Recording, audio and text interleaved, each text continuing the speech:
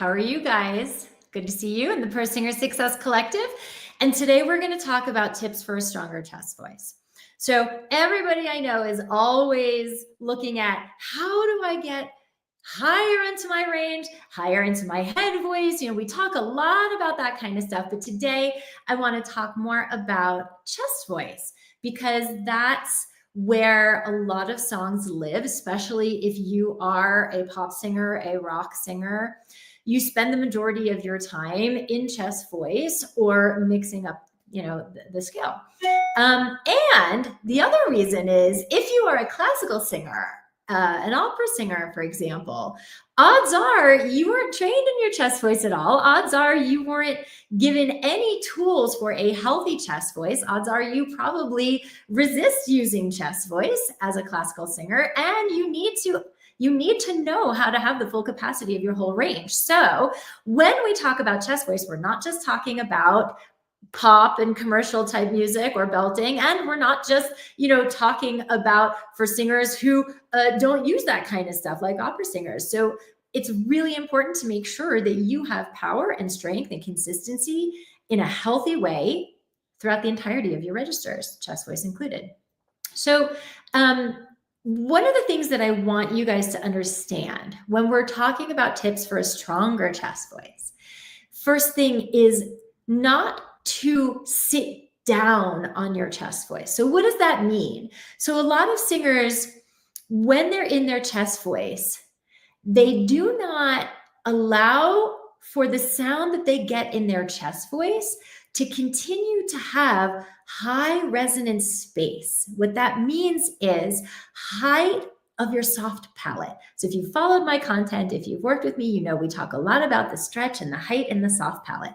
And that is not just for the higher that you sing. Yes, the higher you sing, the more height and stretch you need in your soft palate, but you need it even in your chest voice. If not, you end up sitting down on your chest voice. And so what that kind of sounds like, I'll do like Amazing Grace both ways, me sitting down on my chest voice and me being in chest voice, but with the height and the shape of my stretch and my soft palate. It's the same height and shape that I would have if I was in head voice, but I'm using it in chest voice. So if I sit down on my chest voice, it kind of sounds like this. Amazing grace, how sweet the sound. Do you hear how it's powerful, it's loud, but it's not comfortable for me, to be honest. It feels like I'm really sitting down and the energy of the sound is like from here to here, right here, okay? If I'm going to do the opposite, if I'm going to be in chest voice, but not sit down on it and bring in the height and shape of head voice, instead of going, that's sitting down, amazing grace. Can you hear the difference? One has height in my stretch in my soft palate and the other does not. And it's really, really important because most singers, if they're going to be in chest voice with that kind of pressure, when you're sitting down on your chest voice, that has two effects, now three effects. Number one, it's a lot of tension. It's a lot of pressure. It doesn't feel good. Number two, it makes it really hard for you to stretch up into the higher parts of your chest voice. I can't go, Jesus, it makes me cough. I can't even do it, okay? Like without that space of my soft palate stretch, of that widening between my ears. So number one, if I'm gonna belt higher, I hate that word. If I'm gonna use high chest voice, number one, I can't be sitting down and putting pressure on my cords. Number two, without that height and stretch between the ears and that height and stretch of soft palate, it makes it really hard for you to transition into mix and transition smoothly through your passaggio to get into head voice, okay? So the example of me being in chest voice with the height and shape of head, amazing grace, there's no pressure. And then I can rise in pitch, if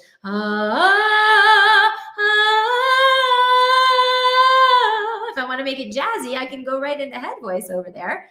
And it sounds really smooth. It's a smooth transition because I've been in the open throat and in the high soft palate stretch, even when I was in the lower part of my voice. And most of you get into the trouble because when you're in the lower part of your voice, you're not in the open throat and in the height and shape that you need for it. And so it makes it hard for you to transition. It makes it hard for you to mix. It makes it hard for you to get into high chest voice. It makes it hard for you to go into head voice. And guys, this kind of pressure of sitting down on chest voice, these are the things that contribute. It's one of the things that contributes to vocal injury over time. Because anything that's putting pressure on the cords that makes them hold together and whack together more than they usually would is what creates nodes. That pressure can create a vocal hemorrhage, which is a burst blood vessel in your vocal cords, and it can also create vocal paralysis of one cord or part of the cord. So it's really, really important to understand how to find chest voice without sitting on it low physiologically.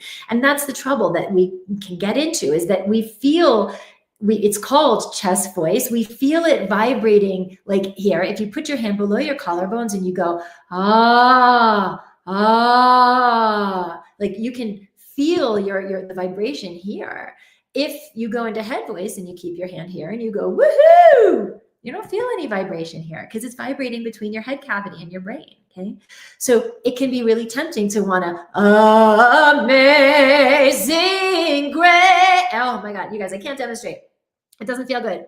It's making me cough to sit down on my cords like that, to sit down on my chest voice like that. Okay. So the way I can get a much more powerful sound is by not letting the sound go in the direction of my physiology. I'm not pushing it down by keeping my soft palate low and my tongue low. Those are the two things that tend to push down and sit down on your chest voice. Okay. So I'm still here. If I keep my hand here, but I pull up away from the direction of the chest resonance, I can still sing in my chest voice.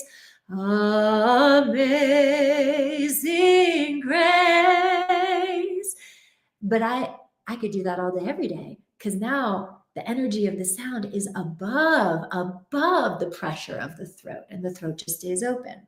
So this is something that I want you guys to play around with today, and just to notice today is the number one tip for a stronger chest voice is to learn how to incorporate the height and space of head voice when you're making chest voice. So that means that feeling of your ears widening away from each other, that soft palate stretch that feels like you're the Hollywood Bowl and your soft palate back there, and that feeling of, like, it's a very tilty feeling of that stretch that kind of starts here, goes up between your ears, and kind of creates this tilted domey shape.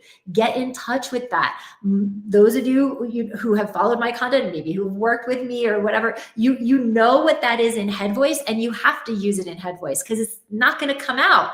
It's not going to come out if you're not doing that in head voice. So many of you do that in head voice, but then you go back into chest voice and you drop your soft palate and the tongue starts to push down because you want to beef up your chest voice. So there's another way if you're supported, right? So that's something else that I want to bring into this conversation, which is the part that your breath support plays in all of this. Because if you're not well supported in your apoyo and in your lean of your lower muscles of support, then you're getting a lot of extra air flooding out past your cords, which makes the sound airy. It's not as powerful. It's not as rich. It's not as beefy. Okay. And you know that. And instead of fixing the support, most of the time, singers will bear down with their soft palate, with their tongue, to put pressure to try to make the sound beefier, to try to keep the cords more close together for the sound that you're making. Because otherwise, if you didn't do that, then it would just be this inconsistent approximation of the cords because of all this air that's flooding out. Okay. So support also plays a really important role for a strong chest voice, so that you can stay nice and high and open and wide between your ears and high in your soft palate. And you're managing your air where it should be managed, which is down in the lower muscles of support. So you're only moving the exact right velocity and the exact right amount of air, which is a very narrow, steady stream through your cords at any given time. And when you're doing that, the cords will stay together in a way that creates a very powerful, very strong, very resonant sound so that you stay up here. And that's the opposition that we talk about all the time. Otherwise, this comes down to try to create like a dam, like to prevent all that extra air that's flooding out of your cords because you're not being efficient in your support. So as usual, you guys, support plays a huge role in the sound that you get, So let me think if there's anything else that I want to add here. I see we have so many of you watching live. Do any of you have any questions? I see Simon's here. Hi, Simon. I see Jess is here. Hi, Jess. It's good to see familiar faces. But all in, you guys, just really start to recognize that the shape and space of resonance that you use in head voice is the same shape and space of resonance that you want to use in chest voice. It's one. It's not there's one for one thing and one for the other register. It's not. It's always the same. And the breath support that you use is always the same. You are always in your apoggio. You are always in your lean. I'm sorry, in your tilt and your stretch of your soft palate so that you're moving everything away from the larynx. And that's how you get a more powerful chest voice in a healthy way. That's really what I should have put as the title of this, how to do it in a healthy way. Because you guys think you're getting power, but when you sit down on your chest voice, you're getting power in a way that's unsustainable and that contributes to vocal fatigue, vocal injury, doesn't allow you to get up through your range, makes it really hard for you to transition to mix and chest and head voice, so all those things. The idea of the opposition is how we get a stable, powerful chest voice in a healthy way.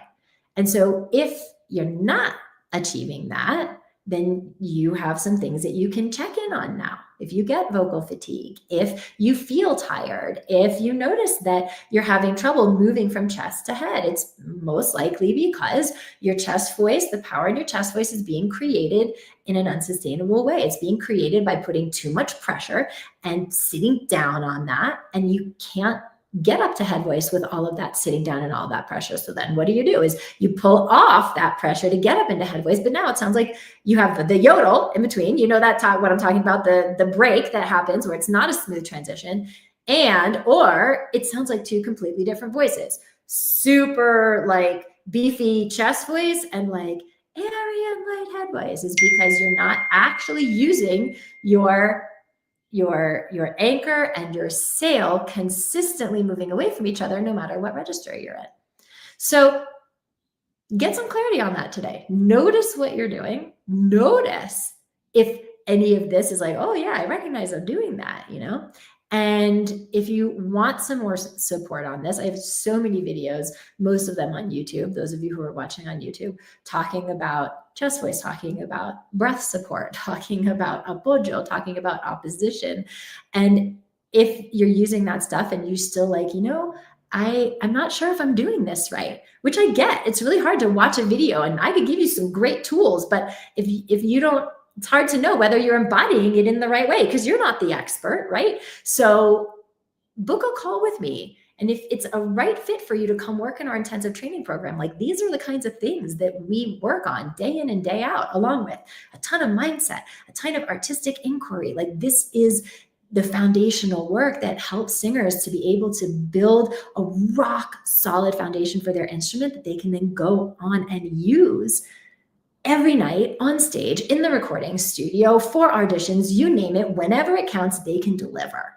And this is a huge piece of the training that we give in order to do that. So I will put in the chat after this the link if you're interested in getting on my call calendar to figure out if that training is right for you. And you guys, this training is for singers who are already in the game, meaning like you are practicing, you are already studying, you've had, time working with other teachers, and you're just not seeing the results that you want in the form of the reliable voice, the powerful voice, and the career that comes with it. If you're somebody who's still on the bench, you're not out there recording, rehearsing, performing, auditioning, and you haven't had any kind of training yet, then this call is not for you at this point. But if you are a serious singer who's serious about up-leveling, getting on stage, doing the things that you need to with your voice in order to get to that next level, then this call is for you, and we'll talk it out. I want to know what's going on with your singing. I wanted to talk about the gap between where you are and where you want to go. And if I think coming in to train with us is the right option, and if you're interested in it, we'll talk about what that looks like. And if it's not, that's okay too. You know, we'll part friends. But I want to make sure you guys know there is a better way to train that addresses all of this. Traditional training doesn't always do it. And I know a lot of singers who have had lots of traditional training, and until they came and worked holistically, mindset, skill set, artistry, things were not moving in their voice or in their career. So if this is something that's speaking to you, get on my call calendar. I'll put the link after we hop off into the comments so you can come and find it. All right, you guys, have a wonderful, wonderful day. And I will talk to you next week in our next live. Bye, everybody.